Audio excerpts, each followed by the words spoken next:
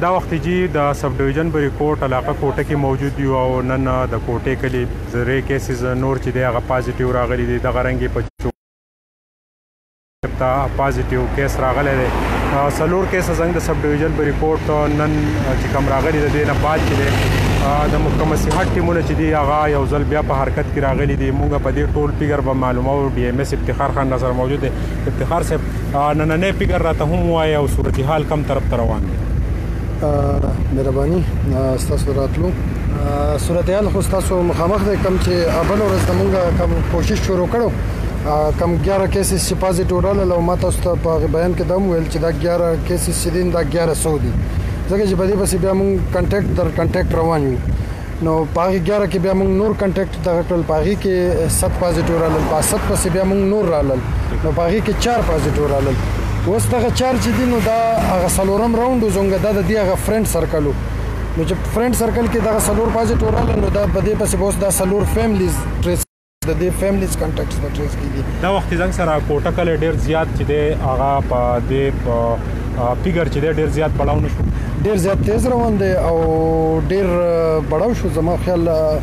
تقریبا 24 ته ورسېدل په دې 2-3 ورځې کې چې دا به زما په خیال په مونږ ټول ډیټا د ملک راوالو نو دا به د یو ځای هایست ډیټا وي چې هغه په 48 اورز کې دومره پازیټیو کیسز راشي نو دا یو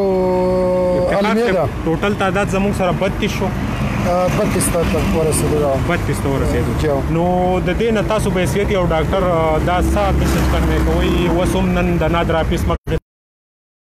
چې دی هغه شیر کړل چې یو لوی هجوم دی د عوامو دغه رنګ می دا یو پارم نویس مخې ته یو لوی هجوم ولیدو دغه رنګ په بازارونو کې هجوم دی خبره چرته روانه ده زما خیال تباہی تر روانه ده ولې چې نن پکې ما دا هم اورېدلي دي چې سبا نه به کپړې دکان او ټیلران به هم کولوي او نور څه ضروري مارکیټس به اوپن کېږي نو د الله په حواله به وي چې څه کېږي نو تاسو بیا دغه توان لرئ چې دا دومره کوټ کې ویل زنګ یو ډاکټر هم پازیټیو رالو جی بالکل نو داسې ډاکټران هم په پازیټیو روان دي پراته به بیا الله مو مل شنو نو تاسو بیا دا کنټرول بشي تاسو د بریکوټ هسپتال دا وخت مجموعي طاقت څونه ده بریکوټ هسپتال تقریبا ټوټل ډاکټران چې دي 28 ډاکټرز دي زموږ سره او 2 لک آبادی ده په خپل حساب کتاب وکړي چې یو تعداد نو آبادی و بیا تقسیم کوي چې سونه آبادی ته سونه ډاکټر پکاري څنګه و پاتې کیږي او سم پوزیشن دی نو زه بیا یو ریکوست کوم چې پلیز لک سیریس نن تباہی مصر دي ځکه چې 48 اورز کې 24 کیسز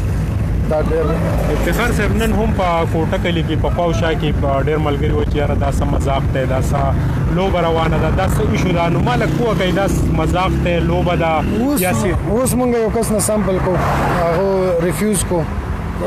بده رده هم ویل شو زموږ میډیکل سټاف ته میډیکل ټیم ته کنځلې منځلې مو کړلې سب وسره کې څوک به پوه کوي حالانکه یو داسې ټیسټ دی چې په 10,000 روپۍ باندې دی مونږ یو فری کو او سپکشتم نه دغه باوجود دا پوزیشن ده د خلکو نو د ته الله په هور کې مننه ډي ایم ایس افتخار خان سره موجود و یو ځل بیا هم دغه شو کوم چې مونږ تاسو ته وایو چې د ډېر احتیاط کوی او احتیاط چې دی هغه د دې اوسنی وبا نه د بچ کېدو لپاره ضروری دی د دې علاج احتیاط ته نو په کار دا چې مونږ احتیاط وکړو اوس هم چاپیره خلک ملګري دا کوېسچن چتای چې یاره دا یو ډرامه ده یو ایشو ده یو مسله ده